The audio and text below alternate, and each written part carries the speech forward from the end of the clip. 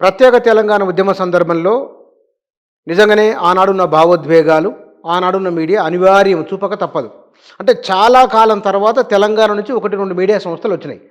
1, 2 నేను గౌరవిస్తానండి. ఎప్పుడు నన్ను ఎప్పుడు మీరు తప్పులేదు. మీరు ఒక్క మిమ్మల్ని తీన్మార్ అనట్లేదు. మల్లన్న గారు ఏదో కామెడీ చేశారు కానీ నా అయితే మీద అయితే మీరన్నట్లుగానే ఆనాడు ఉద్యమ సందర్భంలో మాట్లాడుకున్న ఆగిపోయింది. పవన్ కళ్యాణ్ ఒకరోజు వీర తెలంగాణని మాట్లాడతాడు ఆయన.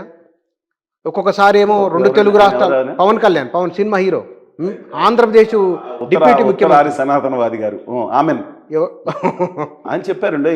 ఉమ్, అంటే ఆయన గురించి మనం మాట్లాడుకుంటే చాలా ఉంది. ఎందుకంటే వైబ్రేషన్స్ వచ్చేస్తాయి.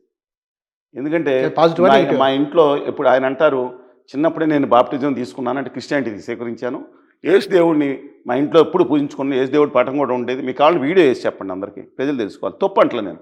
వాళ్ళిద్దరు పిల్లల్ని ఆర్థోడాక్స్ క్రిస్టియన్ కింద పెంచుతాను, వాళ్ళకు కూడా క్రిస్టియన్స్ తప్పేం లేదు అని అన్న మనిషి వెంటనే మార్చుకుని మా ఇంట్లో రామనామం జపించేవారు. నేను అన్అపలాజెటికల్ ఆర్య సనాతనవాదిని ఆమెన్ అన్నారు. ఆమెన్ అంటే నాకు అర్థం కావట్లేదు, అసలు జనం తలకే బద్దలు కొట్టుకుని వచ్చేస్తున్నాయి.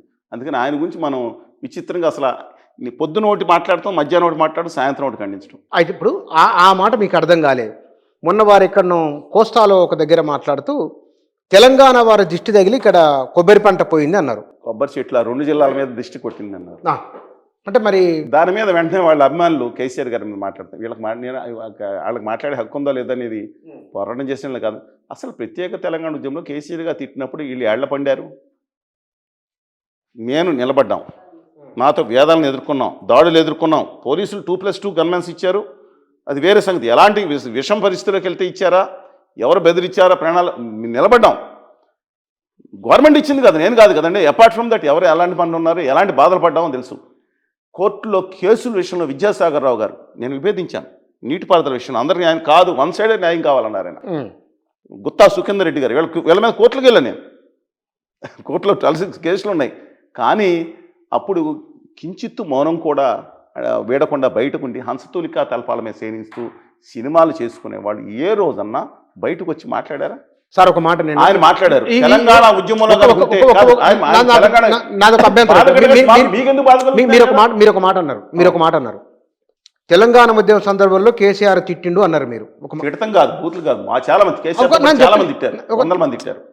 ఇక్కడ నేను మళ్ళీ అంటే ఎందుకు వచ్చింది ఆ వాతావరణం అంటే, నిజంగానే అటువైపు నుంచి హైదరాబాద్లో ఇండ్లు కట్టుకున్న వాళ్ళు, వ్యాపారం చేసేవాళ్ళు, వివిధ రకాల పనులు చేసుకున్న వాళ్ళు లక్షలాది మంది ఉన్నారు. రాష్ట్ర రాజధాని కాబట్టి అండి. ఎస్, వస్తారు, ఉండాల్సిందే. ఇండియాలో ఎవరెక్కడైనా ఉండవచ్చు. ఇండియాలో అన్నకన్నా ఎక్కువ ఇండియాలో మీరు అంటే వాళ్ళు ఎందుకు వచ్చిందంటే 610 ఉద్యమం వచ్చినప్పుడు మహారాష్ట్ర నుంచి ఉత్తరప్రదేశ్ అన్ని పోలీసులు అందరూ ఉద్యోగాలు తెచ్చుకుని ఇక్కడ ఉంది సర్దార్జీలు కోస్తా రాయలసీమ వాడు నేను చెప్తాను. తప్పంటున్నా. అంటే మీకు ఉత్తరప్రదేశ్ నుంచి రావచ్చు. నేను చెప్పను. సరే మాట్లాడండి.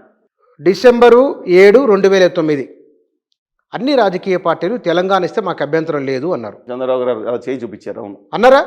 అన్నారు. అన్న తర్వాత రాజకీయ పార్టీలు కాదు, ఎంఐఎం పార్టీ, సిపిఎం పార్టీ తప్ప వాళ్ళిద్దరు ముందు సమైక్యవాదంతో ఉన్నారు. వాళ్ళ ఇంపాక్ట్ పెద్దగా ఏం లేదు. ఓవైసీ గారు నాతో సరే ఓకే, వాళ్ళిద్దరిని వదిలేద్దాం. వాళ్ళు ఏమన్నారు, వాళ్ళు దూరంగానే ఉన్నాడు. దానికి ఇష్టమేమో సిపిఎం ఏమన్నది, ఇస్తే అడ్డుకునేది లేదు, మేము అడ్డుకునే శక్తి లేదు, మేము వ్యతిరేకిస్తాము, కానీ మా భుజాల మీద కాల్చొద్దన్నారు. కానీ ఆ అసదుద్దీన్ ఓవైసీ గారు మేము ఖచ్చితంగా వ్యతిరేకిస్తాం, కావాలంటే రాయల్ తెలంగాణ చేసుకోండి, కానీ మేము మాత్రం సరే. ఆ ఇద్దరు ఆనాడు ప్రాబల్యం చూపిన తెలుగుదేశం, బీజేపీ, ప్రజారాజ్యం, కాంగ్రెసు అందరూ ఒప్పుకున్న వాళ్ళే. ఏ నిర్ణయం తీసుకున్నా ఓకే అన్నారు. డిసెంబర్ 9 నాడు ప్రకటన చేసిన తర్వాత రాజీనామాలు మొదలుపెట్టిండ్రు. అంటే అప్పుడు తెలంగాణలో బలవన్మరణలు కొనసాగినాయి. 100 మంది చనిపోవడానికి కారకులు ఎవరు? కూడా చనిపోయారండి. చెప్పలేదు, 2 ఉన్నాయి. చెప్తా సార్. ఇది అయిన తర్వాత అదేంటి సార్? ఇది అయిన తర్వాత అది జరిగింది. రాజకీయ నాయకులు కనుక ఆనాడు వాళ్ళు అట్లా వివరించకుండా మాట కట్టుబడి ఆంధ్రప్రదేశ్లో ప్రజలను ఒప్పించగలిగి ఉంటే కనుక లగడపాటి రాజగోపాల్ ఆయన నిమ్స్ పరిగెత్తుకొని రావడం ఇదంతా చేసింది. గందరగోళం జరిగిన తర్వాత అటు సమైక్య ఉద్యమంలో చనిపోయినరు అనామకులు, తెలంగాణ ఉద్యమంలో యువకులు, ఇన్నోసెంట్ పీపుల్, వాళ్ళు తెలంగాణ వస్తుందో రాదో ఒక్కళ్ళు గుర్తుపెట్టుకున్నారా?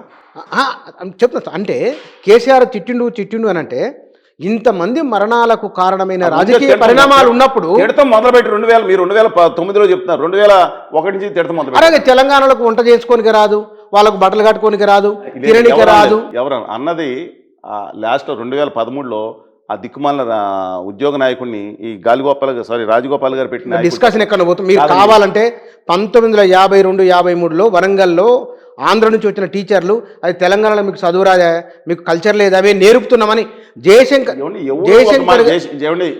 గారితో నేను మీటింగ్ పెట్టింది నేనే కదా, నా సభ సరే, దానికి వచ్చాను కదా రెండు మనం రాష్ట్రాలకి. previous జయశంకర్ గారితో కోదండరామ్ గారితో సరే, రెండు రాష్ట్రాల మధ్యన మేధావుల సమావేశం గత 70 సంవత్సరాల నుంచి పెట్టింది నేనే కదా. నన్ను తిట్టింది జోగి రమేష్ గారు ఇప్పుడు వైవి రాజేంద్ర ప్రసాద్ గారు పొజిషన్ ఉన్నారు, ఎక్కడ నన్ను తిట్టింది ఎవరో? రెండు రాష్ట్రాల మధ్య మాట్లాడింది నేను మీ గురించి నేనే చెప్పిన ఏమని, మీరు ఒక మానవతావాదిగా స్పందిస్తున్నారు, ఈ స్పందించే వాళ్ళు సమాజంలో నానాటి తగ్గిపోతున్నారు, పార్టీలకు అతీతంగా రాష్ట్రాల స్పందన ఉందని నేను చెప్పిన. నేను మీకు ఇప్పుడు సరే తెలుగు వారికి 2 రాష్ట్రాలని ప్రజలుగా అందరు కలిసే ఉన్నారు, ఇబ్బంది ఏమి లేదు, మరింత బాగుండాలని కోరుకుందాం. కానీ గారు అధికారంలోకి వచ్చిన తర్వాత కూడా ఎక్సెప్ట్ స్టే ఇన్స్టెంట్స్ చాలా చక్కగా ఉన్నారు. ఏ పార్టీ అయితే నాకేంటండి, కేసీఆర్ గారు నేను మాసం లేదు, హరీష్ రావు గారు తెలంగాణ రాష్ట్రం వచ్చిన తర్వాత స్టే ఇన్స్టెంట్స్ జరిగిన మాట వాస్తవం కదా. కానీ ఒక అడ్వకేట్ని కొట్టి చచ్చిపోతే ఆ ముఖ్యమైన వాళ్ళందరూ వచ్చి దయచేసి వాళ్ళకి న్యాయం చేద్దాం, కేసులు పెట్టి లోపలేద్దాం, కానీ దీన్ని ఇప్పుడు ఈ టైంలో రైజ్ చేస్తే ఇంకా ఇబ్బందులు అవుతుందంటే అనేక విధాలుగా సరే ఆయన పక్కన పెట్టండి, స్టే ఇన్సిడెంట్స్ జరిగిన మాట వస్తాం. కేసీఆర్ కు అభిమాన సంఘం ఏర్పడేది ఆంధ్రప్రదేశ్ ఇక్కడ ఏంటంటే నేను టీఆర్ఎస్ సభ్యత్వం లేదు, నేను కేసీఆర్ తెలంగాణ కలవలేదు చెప్తున్నాను నేను మీకు. ఎందుకంటే ఇంటర్వ్యూ చూసే వాళ్ళ తెలంగాణ రాష్ట్రం వచ్చి ఉండేది కాదు, ఇప్పుడు ఇంటర్వ్యూ చూసే వాళ్ళకు కూడా ఏంటంటే నేనేదో ఇక్కడ తెలంగాణ సందర్భం వచ్చింది, పవన్ కళ్యాణ్ చేసిన వ్యాఖ్యలు బాధించినాయి, మీరు బాధపడ్డారు కాబట్టి మనం మాట్లాడుకుంటున్నాం. ఇక్కడ ఆగుదాం. కళ్యాణ్ గారు ఆయనకేం గోదావరి జిల్లాలో ఆయన పుట్టారు, కొన్నాళ్ళు ఉన్నారని తెలియదు. నేను గోదావరి జిల్లాలో పాలకొల్లులోనే నేను చెప్తాను, పుట్టింది కూడా ఏలూరులో పుట్టినా, పాలకొల్లు. నేను గోదావరి జిల్లాలో పుట్టాను, పెరిగాను, పట్టాలు కూడా తీసుకుని డిగ్రీ పట్టా కూడా తీసుకుని అక్కడే మమేకం అయ్యాను. నాది 40 సంవత్సరాల నుంచి కూడా 44 సంవత్సరాల నుంచి ఓటుకు కూడా అక్కడే ఉంది, నేను వినియోగించుకుంటున్నాను. ఈవెన్ శాసనమండలి ఎన్నికల్లో కూడా, మున్సిపల్ ఎన్నికల్లో కూడా ఉన్నాను. 4 రోజుల క్రితం మా డాక్టర్ కృష్ణరాజు గారి పోతే మిగతా ఎంతమంది వచ్చారు తెలియదు, కానీ అక్కడే ఉన్నాను. మా ఇల్లు ఉంది అక్కడ వాటర్ ప్లాంట్లు పెట్టాను. చెప్తున్నానండి, నేను వరదలు వచ్చినప్పుడు, సహాయ కార్యక్రమాలు వచ్చినప్పుడు వీళ్ళేందు షో బిజినెస్ చేయలేదు, నేను చేయవలసిన కార్యక్రమాలు చేస్తున్నాను, రాష్ట్రం అన్ని ప్రాంతాలతో సహా కమింగ్ బ్యాక్. ఇవాళ మాట్లాడిన బాట ఎందుకు బాధించిందంటే, నాకు 2 ప్రాంతాల ప్రజలు సుఖంగా ఉంటే ఆయన కేసీఆర్ గారిని అంటే నాకు అబ్జెక్షన్ లేదు, సమాజాన్ని అన్నట్టు మాట్లాడారు చూసారా, బాధ కలిగింది. కానీ బాధపడాల్సింది మేము, మీకు ఎందుకంటే బాధ అంటున్నాను నేను. ఎందుకంటే ఆయన వచ్చి ఇక్కడ తెలంగాణలో వచ్చి నేను తెలంగాణ నాయకుడిగా ఉండుంటే ఆ రోజు ఉద్యమం ఆంధ్ర నాయకులు చుక్కలు చూపించేవాడిని అన్నారు. ఇక్కడ తెలంగాణ పుట్టుంటే ఎంత అద్భుతంగా మాట్లాడారండి ఆయన.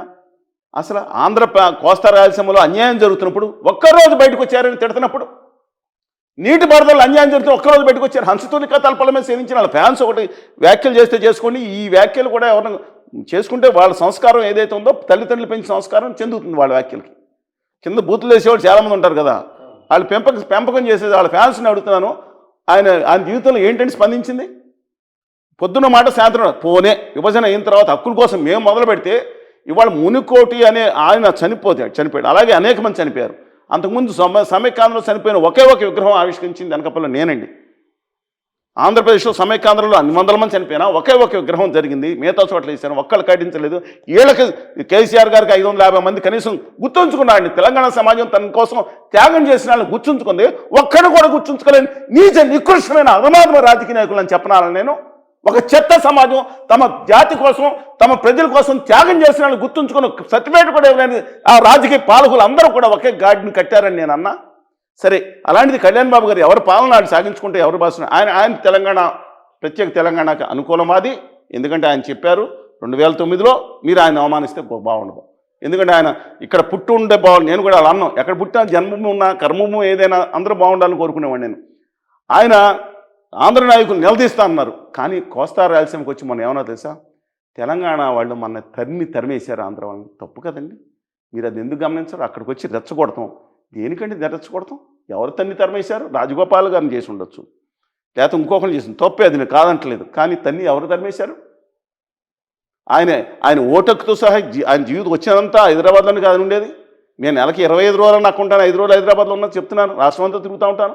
నా సంబంధం తరిమేశారు. ఎవరిదన్నాడు సార్? ఎవరిదన్నాడు ఇక్కడ? కాదు, అది ఆయన మాట్లాడారు. ఎంత రెచ్చగొట్టేశారండి అక్కడ ప్రజలు, మీకు తెలియట్లేదు. అంత తెలంగాణ వారి మీద అంత రెచ్చగొడతాం ఎవరో తన్ని తరిమేసింది.